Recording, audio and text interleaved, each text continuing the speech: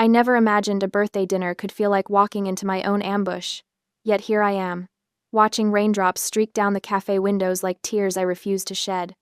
The cozy Portland cafe I rented seems to mock me with its warmth-exposed brick walls and Edison bulbs casting a golden glow that feels nothing like the chill spreading through my chest. "More wine, Mom?" I ask Diane, who sits across from me, her silver-streaked hair perfect even in this humidity, her posture rigid, despite the cushioned chairs. "Just half, Alyssa. I'm driving." Her smile doesn't reach her eyes, which assess me like I'm a disappointing investment rather than her daughter turning 30 today. My father, Richard, sits beside her, his attention fixed on his phone, thumb scrolling through what I assume are stock prices. He's been quiet all evening, looking up only when the waiter brought our entrees, offering a curt nod of approval before retreating back into silence. Evan, my brother, catches my eye and raises his glass. "Happy birthday, sis." His voice carries a forced cheerfulness that makes me wince. His wife, Caroline, touches his arm, her nervous energy filling the awkward pauses with questions about Caleb's kindergarten, my work schedule, the recent rain, anything to prevent actual conversation. I smile, despite the knot in my stomach. I've perfected this smile over 3 decades. It's the smile that says, "See, we're fine. We're a normal family enjoying a normal dinner. Nothing to see here. But we're not fine. We haven't been fine for years. Tonight should be different." My son Caleb is with Samantha, my best friend, giving me a rare night without bedtime stories and superhero pajamas. I should feel lighter, freer. Instead, I feel exposed. "The salmon looks good," Caroline says, gesturing to my barely touched plate. "Is it?" "Is it?" "It's perfect," I lie, taking a bite to prove it. The food tastes like nothing. I watch my mother glance at her watch, then at Evan, something unspoken passing between them. The waiter approaches with dessert, a chocolate cake with a single candle. 30 years reduced to one lonely flame. "Make a wish," Caroline says, her smile too bright. I close my eyes, not wishing, just pausing, gathering strength before diving back into the charade. When I open them, my mother is leaning toward Evan, her voice dropping to a whisper she doesn't think I can hear. "While everyone's here," she murmurs, "go change her locks." The words don't register at first, floating in the air between us like the candle smoke. Change her locks? My locks? Evan hesitates, his eyes darting to me before dropping to the tablecloth. Caroline's smile falters as she catches the edge of the exchange, confusion clouding her features. My mother's gaze hardens, steel behind designer frames. "Now, Evan." He nods, a short, defeated gesture that speaks volumes. The knife in my hand suddenly feels heavy as I cut into the chocolate cake, dividing it into perfect portions while my mind races. My apartment. My home. The walls covered in Caleb's crayon masterpieces. The refrigerator plastered with his school papers, each one held by dinosaur magnets we picked out together. His stuffed T-Rex waiting on his bed. Our sanctuary. I force my lips into a smile, passing plates around the table as if nothing happened. As if my mother hadn't just ordered my brother to violate my home while I sit here playing happy family. "Aren't you going to try your cake?" Caroline asks, noticing my untouched dessert. "In a minute," I say, watching Evan stand, mumbling something about a phone call before stepping outside into the rain. The next hour stretches like taffy, sticky and suffocating. I laugh at Dad's rare joke about his golf game. I answer Mom's pointed questions about my promotion prospects. I show Caroline photos of Caleb's school play on my phone, all while my heart hammers against my ribs, counting minutes, wondering if Evan is in my apartment right now, changing the locks, making me a stranger in my own home. Every sip of wine burns my throat. Every forced smile strains my cheeks. I catch myself checking my watch, then the door, then my phone, a circuit of anxiety that no one seems to notice. Finally, after what feels like years, the cafe door opens. Rain blows in with Evan, his hair damp, his complexion ashen. He doesn't meet my eyes as he slides back into his seat. Caroline touches his arm. "Everything okay?" He doesn't answer. His hands tremble slightly as he reaches for his water glass. The cafe falls silent. The warmth that felt false before now feels oppressive, suffocating. My mother's eyes narrow as she studies Evan's face. His silence tells me everything I need to know. Something went wrong. Terribly wrong. Have you ever had to pretend everything was fine, just to survive a family dinner? That night, I learned that the real danger wasn't from strangers, it was sitting right at my table. Half an hour later, the party disintegrates like wet tissue paper. Dad mumbles something about an early meeting. Mom gives me a cold kiss on the cheek. Evan can't meet my eyes as Caroline shepherds him toward the door. I sit in my car, rain drumming on the roof, knuckles white around the steering wheel. The parking lot has emptied except for my Honda, sitting alone under the sickly yellow glow of a streetlight. My phone buzzes in my purse, the vibration unnaturally loud in the quiet car. Unknown caller. My thumb hovers over the screen. The third call in 5 minutes. I finally answer. Miss Moore? The voice is male, professional, detached. This is Officer Ryan Keller, Portland PD. We need you to contact us immediately regarding your apartment. The words hit like ice water. What's happened? There's been an incident. Are you able to return to your residence? I'm on my way. My voice sounds strange, distant, like it belongs to someone else. I drive too fast through rain-slicked streets, windshield wipers fighting a losing battle. Every red light is an eternity. Every green, a blur. My thoughts circle like vultures. Caleb's drawings, his dinosaur collection, the photos on the mantle. 3 blocks from my building, I see the flashing lights, blue and red painting my neighborhood in emergency colors. My stomach drops as I turn the corner. 3 police cruisers, their light bars throwing shadows across the brick facade of my apartment building. I park haphazardly, keys still dangling in the ignition as I run toward the yellow tape that now surrounds my building's entrance. An officer intercepts me. Ma'am, you can't. I live here. 3B. Alyssa Moore. Officer Keller called me. He studies my face, then lifts the tape. This way. Officer Keller waits by the building entrance, notebook in hand. He's younger than I expected, maybe mid-30s, with short cropped hair and tired eyes. Miss Moore? I nod, rain soaking through my jacket. We responded to a call about a break-in at your apartment. The door shows evidence of forced entry. Crowbar marks around the lock. Was anything taken? My voice shakes. That's the strange part. Keller flips a page in his notebook. Nothing appears to be missing. No electronics, no valuables. Movement behind him catches my eye. Evan stands in the building's foyer, talking to another officer. When he sees me, his face crumples. He pushes past Keller and grabs my arms. Alyssa, I'm sorry. I came here like Mom said, but the door was already damaged. I panicked and called 911. His confession hangs in the rain between us. The dinner, the whispered order. My brother, sent to violate my home. Keller watches our exchange with narrowed eyes. Your brother arrived about 40 minutes ago. He said he was coming to check on your apartment and found the door like this. Yes, I manage, pulling away from Evan's grip. There's one other thing, Keller adds, voice dropping. The suspect tried a key first. It didn't work. Then they used the crowbar. We found small metal filings from the lock cylinder. My blood turns to slush in my veins. The plumbing repair last week. The maintenance man who lingered too long, eyes wandering across my living room. The unease that followed me for days, nagging until I'd finally changed the locks myself 3 days ago.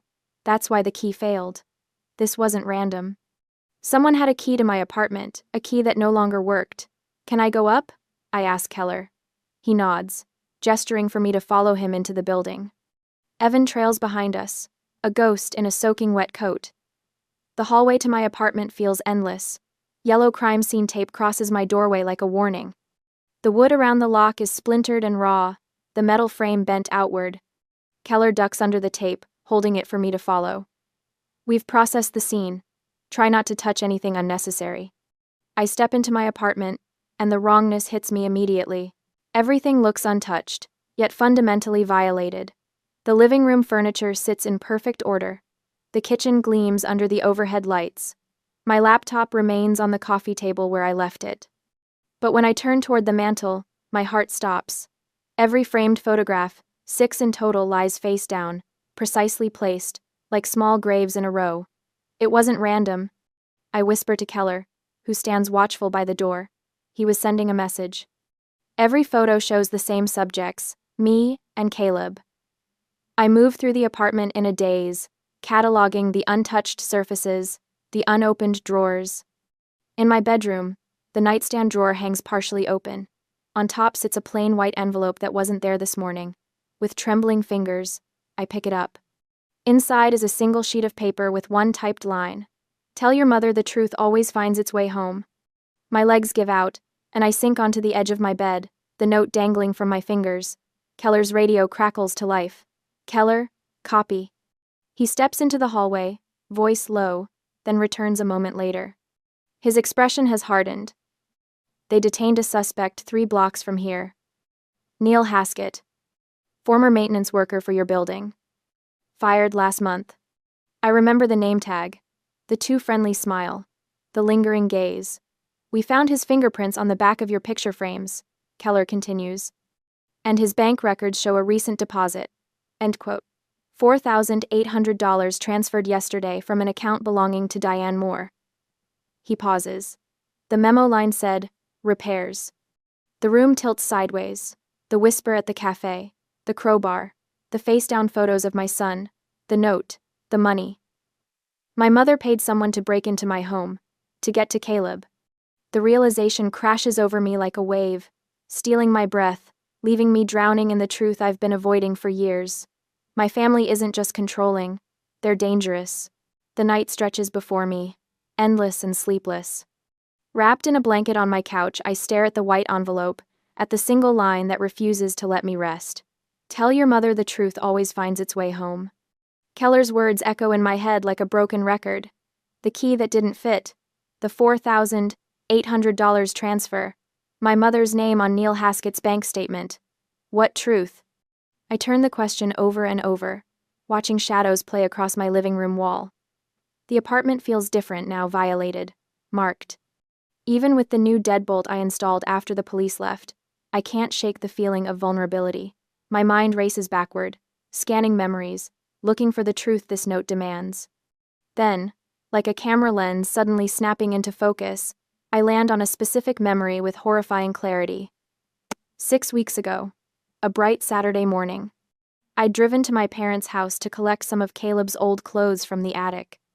My father was golfing, and my mother was at her weekly salon appointment, the perfect time to slip in and out without the weight of their expectations. The attic smelled of dust and old memories, cardboard boxes labeled in my mother's precise handwriting, plastic bins of holiday decorations, Evan's baseball trophies. Sunlight streamed through the small round window, illuminating dust motes that danced in the air as I moved toward the corner, where my mother stored Caleb's hand-me-downs. That's when I saw it, a banker's box I'd never noticed before, tucked behind a stack of old tax returns. The label caught my eye. More investments, A.M. Trust. My initials. I shouldn't have opened it. Something in me knew that. But curiosity pulled me forward, my fingers lifting the lid before I could talk myself out of it. Inside, neatly organized with my mother's characteristic precision, lay a stack of legal documents, property deeds with my name on them for places I'd never seen, bank statements from the Cayman Islands for accounts I'd never opened, and most disturbing of all, a stack of documents bearing signatures identical to mine, but I had never signed them. The forgery was perfect. Every loop and curve matched my handwriting exactly. My stomach dropped as I thumbed through page after page, my hands shaking so badly I nearly dropped them. I remember the fear that swept through me, cold and disorienting. Without thinking, I pulled out my phone and photographed every single page, my fingers clumsy with panic.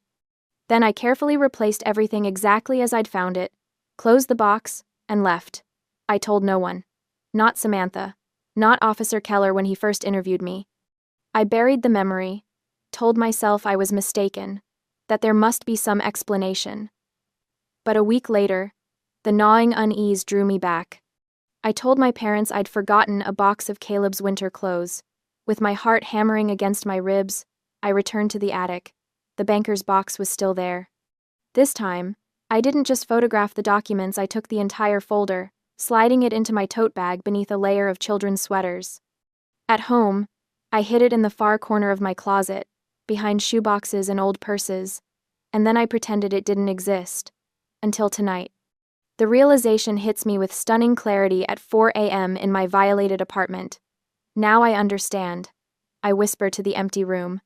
The break-in wasn't random. It wasn't even primarily meant to intimidate me. It was a retrieval mission. They discovered the folder was missing.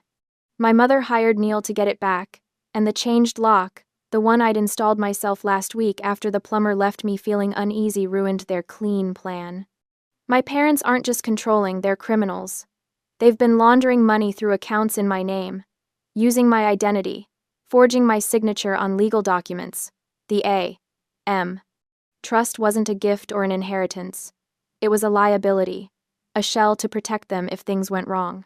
The fear that has chilled my skin for hours burns away under a new, clarifying anger. Hot, precise, illuminating. They didn't just threaten my home. They used me. They threatened my son. I rise from the couch, letting the blanket fall away. My steps are steady as I walk to my bedroom, open the closet door, and reach past my shoes to the far corner. The folder is there, untouched since the day I hid it. I pull it out, feeling its weight in my hands.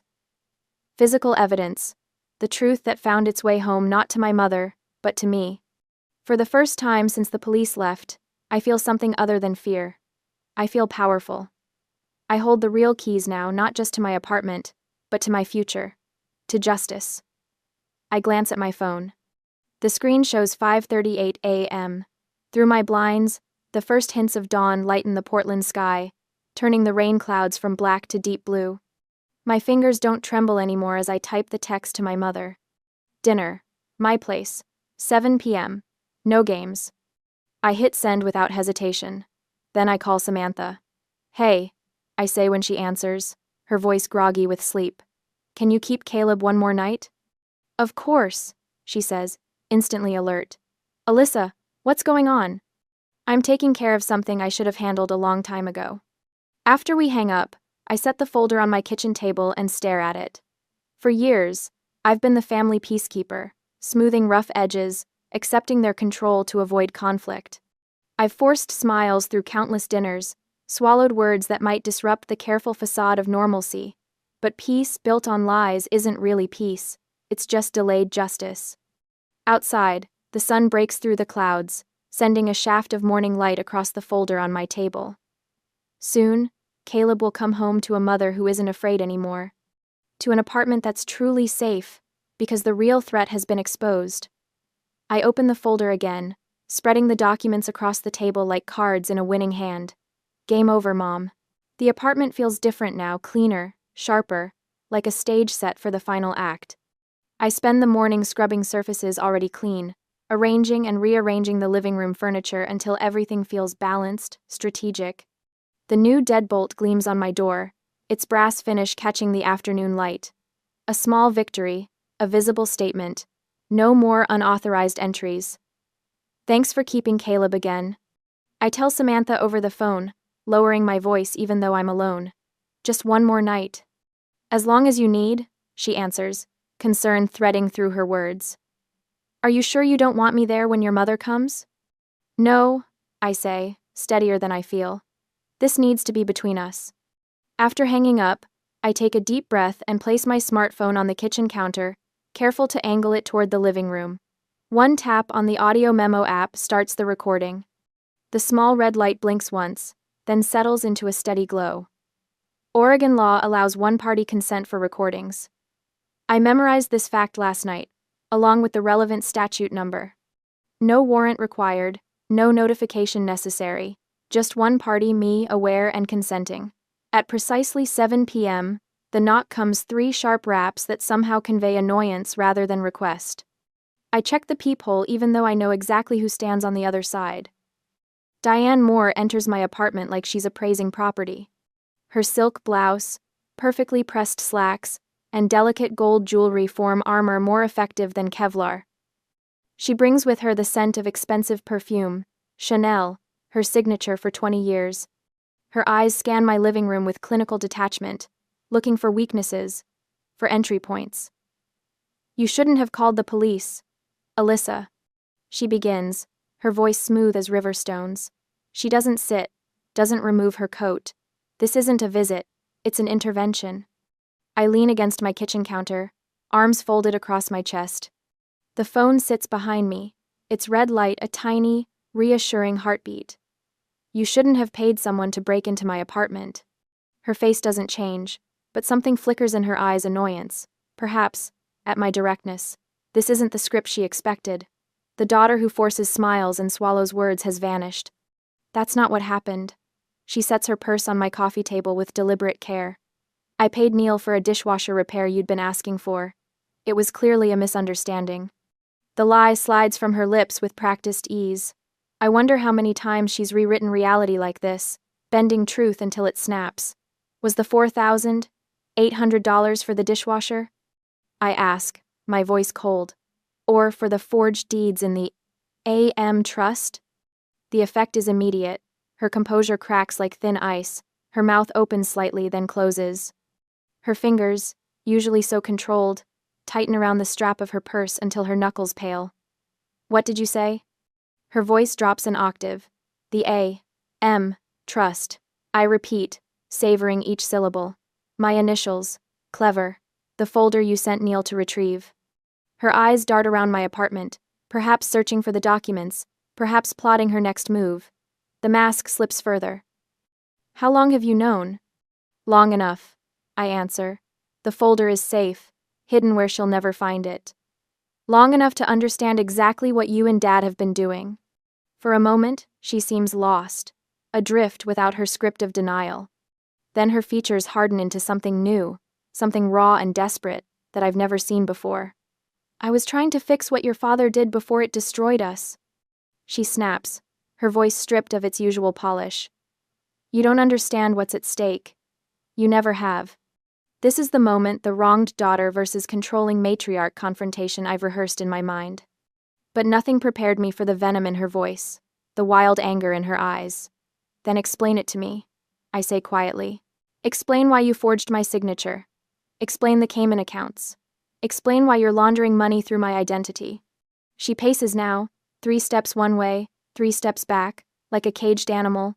The perfect posture crumbles. The manicured hands tremble. Your father made investments, risky investments. When they started going bad, he needed to protect our assets. It was temporary. It was fraud, I correct her. And identity theft. It was family, she hisses. Everything we've done has been for this family. Do you think your comfortable childhood paid for itself? Your college education? The help we gave you when Caleb was born? The barb finds its mark, the old guilt, the familiar weight. But this time, I don't bend. That doesn't give you the right to steal my identity. Her pacing stops. Her eyes narrow, calculating. When she speaks again, her voice has regained some of its control, but underneath runs a current of steel. You will give me that folder, Alyssa. It's not a request. If you don't, I will call child services. I'll tell them this apartment isn't safe. I'll tell them you're unstable. I will ruin your life. Do you understand me? The threat hangs between us, ugly and explicit. My stomach churns, but I remain still, letting her words echo in the silent apartment, letting the recorder capture every syllable. On the counter behind me, the phone's screen has gone dark to save battery, but the small red light continues its steady glow, recording everything, the confession to the fraud, the admission of the bribe, and now the explicit, unambiguous threat against my son. Are you threatening me? I ask, making sure her answer will be crystal clear. I'm telling you how things will be, she replies. You've never understood the real world, Alyssa. Actions have consequences. Make the right choice. I look at my mother, really look at her, and see for the first time, not the intimidating matriarch of my childhood, but a desperate woman cornered by her own crimes. In her eyes, I recognize something I never expected: fear. I understand consequences perfectly, I say quietly. She misinterprets my calm for surrender. Her shoulders relax slightly. She opens her purse, takes out a business card, and places it on my coffee table. Call this number tomorrow. Tell them you're returning the Moore family documents. She turns toward the door, victory in her stride. This unfortunate episode ends here. I say nothing as she leaves, slamming the door behind her. The deadbolt catches with a satisfying click. Only when her footsteps fade completely do I move to the counter and stop the recording. I play it back once, hearing her threats in her own voice, clear and undeniable. That recording changes everything. Now I have what Officer Keller needs. Now I have the power to end this, not just the break-in, but the years of manipulation, the identity theft, the threats. I slide down against the kitchen cabinets until I'm sitting on the floor, phone clutched in my hand, listening to the heavy silence of my apartment. For the first time in days, I feel something close to peace. Have you ever been in a situation where you knew you had to gather proof? Where you had to let someone reveal their true nature, even when every instinct screamed to run? One-party consent recording laws exist for people like me, people trapped by those who rewrite reality with such confidence that you doubt your own memories. Tomorrow, I'll take this recording to Officer Keller. I'll hand over the documents.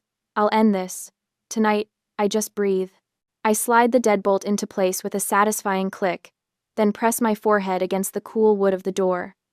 The apartment is quiet now, save for the hum of the refrigerator and the distant sound of traffic on the Portland streets below. This silence feels different, not the hollow emptiness of fear, but the calm clarity of purpose. My hands no longer tremble as I retrieve my phone from the kitchen counter. The red recording light has stopped blinking. I press play, holding my breath as the voices fill the room. You shouldn't have called the police, Alyssa. My mother's voice, smooth as glass. You shouldn't have paid someone to break into my apartment. The exchange continues, building toward the moment that changes everything. I will call child services. I'll tell them this apartment isn't safe. I'll tell them you're unstable. I will ruin your life, Alyssa. Do you understand me? I stop the recording. The fear that paralyzed me earlier has burned away, leaving only steel in its place. For 30 years, I've been the family peacekeeper, the one who smooths things over, who pretends not to hear the whispers. That person died tonight. The clock on the microwave reads 10:38 p.m. Late, but not too late. I dial Officer Keller's number, my decision already made. He answers on the third ring, his voice alert despite the hour. Keller. Officer Keller, this is Alyssa Moore. I keep my voice steady, professional. I have more. I have the documents and a recording of my mother's full confession. I'm ready to give my statement. A pause. Then his voice sharpens with interest. You recorded a confession? Yes. She admitted to everything. The payment to Neil Haskett, the fraud, the identity theft, and she threatened to call child services if I didn't hand over the evidence. That's serious. His tone becomes grave. Come in first thing in the morning. Don't talk to anyone else about this, not even family. Especially not family. I won't. Good. Be at the station by 8. Ask for me at the front desk. After hanging up, I make one more call. Samantha answers immediately. Hey, she says, voice thick with concern. How did it go? It went exactly as planned, I tell her, surprising myself with how calm I sound. Is Caleb okay? Sound asleep. He and Tyler built a blanket fort and watched dinosaur documentaries until they crashed. Sam, I need to ask you something. Could you keep him one more night? I want him completely safe until this is over. Of course. No questions, no hesitation. This is what real family looks like. Do what you need to do. We've got him. Thank you. My voice catches. I'll explain everything tomorrow. You don't have to explain anything. Just be careful. I spend the rest of the night organizing everything. The folder from the attic, the photos on my phone, the envelope from Neil Haskett, the recording. Each piece of evidence is a brick in the wall that will finally separate me and Caleb from Diane's control. Sleep doesn't come. I don't seek it. Before dawn breaks over the Portland skyline, I shower, dress in a crisp white blouse and charcoal pants, and grab a travel mug of coffee. The woman in the hallway mirror looks different somehow, shoulders straight, eyes clear and determined. She looks like someone on a mission. The police station is quiet at 7:45 a.m. The desk sergeant calls Officer Keller, who appears within minutes, a file folder already in hand. Miss Moore, he says with a nod. Follow me. He leads me to a small interview room, functional and bare. The table between us holds a digital recorder and a notepad. Before we start officially, Keller says, show me what you have. I begin with the original folder from the attic, setting it on the table between us. This contains property deeds in my name that I never signed for. Cayman Islands bank statements. Tax documents with forged signatures. Next, I unlock my phone and show him the photos, time-stamped from 6 weeks ago. I took these when I first found the documents. The threatening envelope from Neil Haskett follows. This was left in my bedroom after the break-in. Finally, I place my phone on the table and pull up the recording. And this is from last night. My mother confessing to everything. Keller presses play. For the next 11 minutes, we listen in silence. Diane's voice fills the room, first smug, then angry, finally threatening. Her words about child services make Keller's expression harden. When the recording ends, he looks up, meeting my eyes directly. His face, usually professional and neutral, shows a flicker of respect. "This is airtight," he says finally. "Identity theft, tax evasion, conspiracy, intimidation, child endangerment threats." He reaches for the official recorder. "Now, let's get your formal statement." The next hour passes in a blur of questions and answers. I tell Keller everything, from the whisper at the cafe, to the discovery in the attic, to the confrontation last night. My voice remains steady throughout. When we finish, he walks me to the front of the station. "The case will be escalated immediately," he explains. "This isn't just a break-in anymore. We're looking at multiple state and federal charges." "What happens now?" I ask. "Now?" The wheels of justice turn, not as slowly as you might think in cases like this. He hesitates, then adds, "You did the right thing." Not many people have the courage to stand against family like this. It doesn't feel like courage. It feels like survival. Within weeks, the charges are filed. The arrests are quiet, no dramatic door kicking, just officers arriving at my parents' house early one morning with paperwork in hand. The fallout, however, is seismic. The Moore Investments scandal hits the local papers. Not front-page news, but enough to send ripples through their social circles, their church community, their business associates. People whisper now about them, not about me. The power dynamics shatter overnight. The controlling matriarch becomes a defendant, sitting small and diminished behind her expensive lawyer in preliminary hearings. I attend each one, not out of vindictiveness, but to witness the truth finally coming to light. The trial itself is a blur of legal procedures, financial experts, and document analysis. My testimony, backed by the recording and the mountains of evidence, is unshakable. My mother's lawyer tries to paint me as a vengeful daughter, but the facts speak for themselves. The forged signatures, the illegal tax shelters, the $4,800 payment to Neil Haskett. I stand in that witness box not as a wrong daughter seeking payback, but as a citizen, a mother protecting her child from people who saw us as nothing more than convenient pawns in their financial games. As I leave the courthouse after my final day of testimony, a reporter calls out, asking how it feels to testify against my own mother. I pause, considering. This isn't about family betrayal. I tell her, it's about justice. It's about truth. Sometimes those things cost more than we expect to pay, but they're always worth the price. The words surprise me. They sound like something a different woman would say, a woman who finally understands that real peace never comes from silence. It comes from truth. The morning sun streams through my kitchen window, painting golden rectangles on the tile floor. 3 months have passed since I stood in that police station, my voice steady as I handed over the evidence that would change everything. Justice, when it finally arrived, came without fanfare. Just a phone call from Keller on a Tuesday afternoon while I was reviewing marketing analytics at work. "It's done," he said, his voice carrying the weight of finality. Richard took a plea deal. 2 years in federal prison, for the fraud and tax evasion. I remember setting down my coffee mug, watching the ripples settle on its surface. And my mother? 1 year suspended sentence, 5 years probation. He paused. And a no-contact order, Alyssa. She can't come near you or Caleb. The words should have felt like victory. Instead, they settled into my bones like truth solid, immovable, neither happy nor sad, just real. Later that week, an email from Evan appeared in my inbox. The subject line read simply, "I'm sorry." "I'm so sorry, Alyssa," he wrote. "I didn't see it until it was too late. I was blind because I needed to be. If you ever find room to forgive me, I'll be waiting. If not, I understand. I haven't answered yet. Some bridges need time before you know if they're worth rebuilding." The strangest part of freedom is how ordinary it feels. The apartment that once felt violated now simply feels like home again. I've painted the living room a soft yellow that reminds me of summer.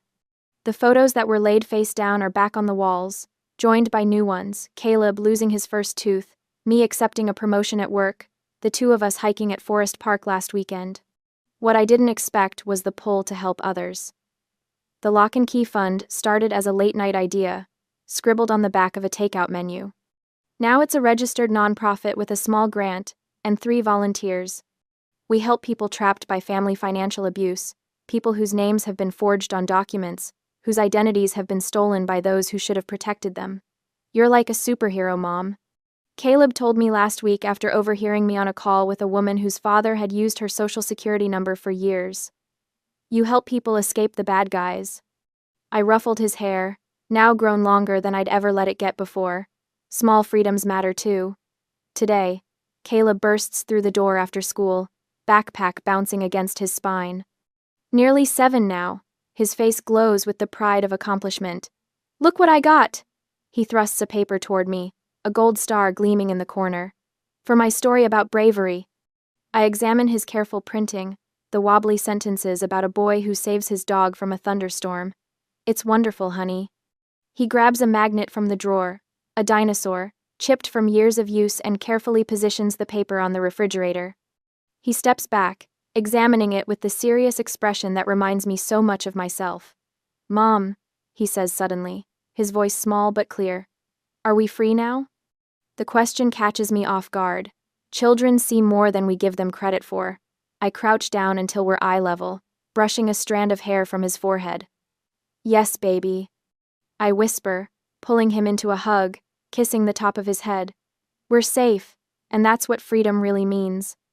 After bedtime stories and goodnight kisses, I retrieve the last forged trust document from my desk drawer. The paper feels thin, almost weightless. This single sheet once carried the power to destroy my life. Now it's just evidence. I slip it into a certified envelope addressed to the district attorney's office. Tomorrow, the last physical reminder will be gone. At the corner, I drop the envelope into the blue mailbox, listening for the crisp thunk as it hits the bottom. This ends here, I whisper. Back home, sunlight still lingers in the kitchen despite the late hour. June evenings stretching toward summer. I hang my new house key on the small hook by the door right beside Caleb's gold-starred paper, the symbols of truth and freedom, side by side.